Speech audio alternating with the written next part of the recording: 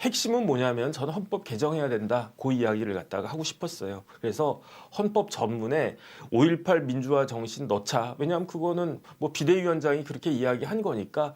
그 다음에 5.18 민주화 정신은 뭐 저는 나쁘지 않다라고 생각을 하거든요. 그러면서 그때 그런데 중요한 건 뭐냐면 제가 보훈처에 보훈심사위원 6년 했다고 그랬잖아요. 그러면은 5.18 민주화 관련된 특별법들 많이 있어요. 그러니까 그때 진짜로 이렇게 애쓰고 희생당하신 분들에 대해서는 정당하게 국가가 보상과 배상을 해줘야 되는데 도대체 그런 보상과 배상을 받는 분들이 누구인지 아니 그 명단을 왜 이야기하지 않습니까? 저는 그게 되게 이상하다고 생각하거든요.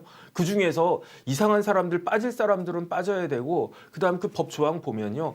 부정수급한 사람들에 대해서는 환수하고 형사처벌할 수 있도록 되어 있으니까 저는 이번 정부에서 그거 해야 된다 생각하고 그다음에 헌법 44조가 불체포 특권이에요. 그 불체포 특권은 제가 계속 말씀드렸지만 옛날 형사소송법에는 영장실질심사라고 한 게 없었어요. 그러면은 판사님들은 검사가 이렇게 자료 딱 보내주면 그거 그냥 서류만 쭉 보고 그리고 나서 그냥 아이 뭐 구속이다 이렇게 도장 꽝꽝꽝 찍어주는 그런 식이었거든요. 그런데 1990년대 들어와가지고 지금 이재명 대표부터 영장실질심사에서 풀려났잖아요. 옛날에 영장실질심사 제도가 없었으면 무조건 이재명 대표는 구속되는 것이었어요. 그런데 검찰의 권한을 그래가지고 그때 검찰하고 법원하고 엄청나게 기싸움 많이 했었거든요. 그런데 우리나라에 영장실질심사 제도가 있어서 검찰의 그 뭐라 그럴까 검찰의 그 검찰권으로부터 사람들이 보호받을 수 있는 법원에 의해서 보호받을 수 있는 길이 충분히 있는데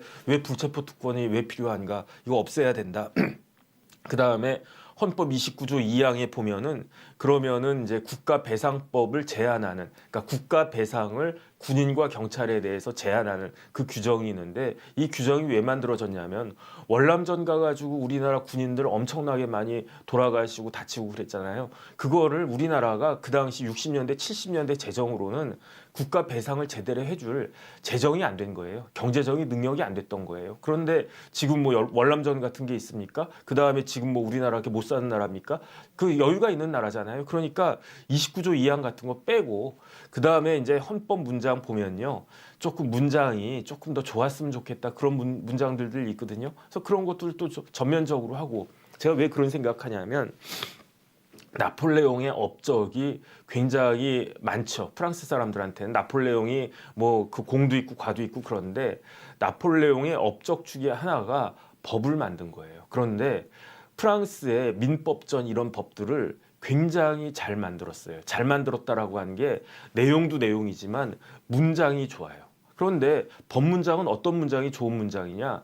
그냥 중학교, 고등학교 정도 그 실력이면 중고등학생들도 법전 딱 봤을 때 충분히 이해가 될 수 있고 그 다음에 뭐 감동받을 수 있고 그런 문장이 진짜로 좋은 문장인데 그 나폴레옹이 만든 민법전 문장이 그렇다는 거잖아요. 그러니까 발자크인가 뭐 누군가가 그 소설가 프랑스의 유명한 대문호가 그 프랑스어 공부할 때 법전 보고 그 프랑스어 공부했다는 거잖아요. 그 다음에 나폴레옹이 그 민법전인가 그걸 갖다가 잘 만들었는데 그게 개정되어야 한다라고 하니까 그러니까 나폴레옹이 내가 어마어마하게 이거 잘 만든 건데 이게 개정되는 게 그 말이 되느냐 그래서 막고대 빽뒤 뭐 그랬다고 그랬나 그래가지고 뭐 그 내 그 뭐 법률 조항이 뭐 망가졌다 뭐 이런 식의 뭐 이야기를 했다라고 하는 그런 일화도 있고 우리나라가 법이 그 정도는 돼야 되는 거 아닌가? 그 다음에 저는 그렇기 때문에 우리나라 국회에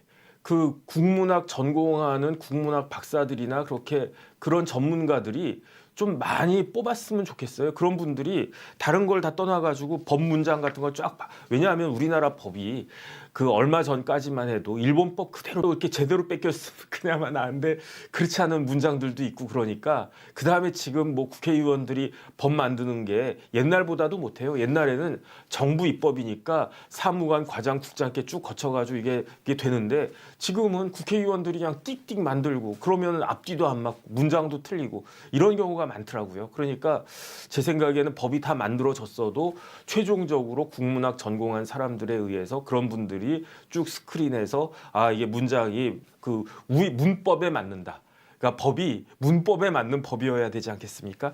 어쨌든 그런 이야기를 갖다가 했는데 그다음에 제가 요거 준비하면서 신조어를 하나 만들었어요. 어떤 신조어를 만들었느냐? 제가 생각해 보니까 제가 386이란 말이에요. 그러니까 80년대 태어나가지고 60년대 태어나서 80년대 학번이고 그때 386일 때 30살이었단 말이에요. 30대.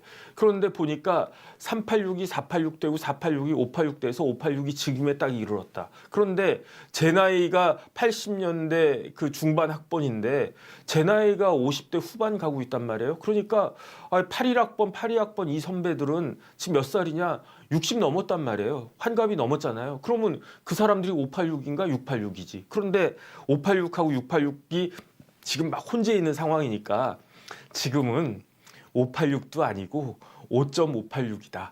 그런데 5.586들의 그 시대 정신은 뭐냐? 직선제 개헌 쟁취한 거. 그런데 직선제 개헌 쟁취한 거 가지고 지금 40년을 울거먹고 있는 거예요. 지금 정확히는 37년을 울거먹고 있는 거예요. 그러니까 이게 말이 되느냐? 그러면서 뭐 임종석인가 누가 그랬죠? 뭐 미안해 해야 된다? 아니.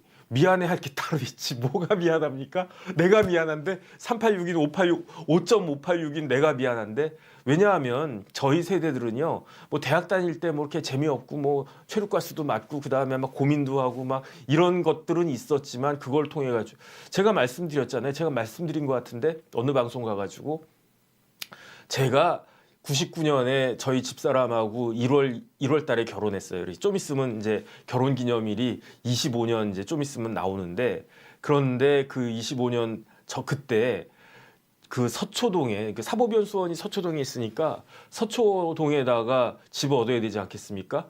전세가 얼마에 얻었는지 아세요?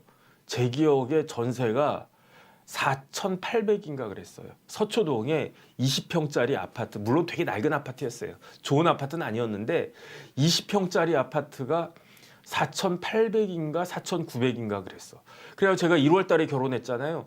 11월인가 그때 그 부동산 그 사장님, 여자 사장님이 저 찾아왔어요. 저 찾아와가지고 그 선생님 집주인이 이 집을 팔려고 한대. 그러면서 이왕 그 살고 계시니까 돈 좀 보태가지고 그냥 사래 나보고 그래가지고 제가 물어봤어요. 얼마예요? 물어봤더니 서초동에 20평짜리 집이 99년에 얼마였냐면 9,800만 원이었어요.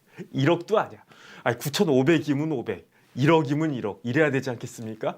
9,800달러고 그랬어요. 그래가지고 제가 그 이야기를 듣고 막 화가 나가지고 뭐 이렇게 제가 이렇게 화를 잘 못 내니까 사장님한테 괜찮습니다. 저희 뭐 돈도 없고요. 뭐 그냥 괜찮습니다.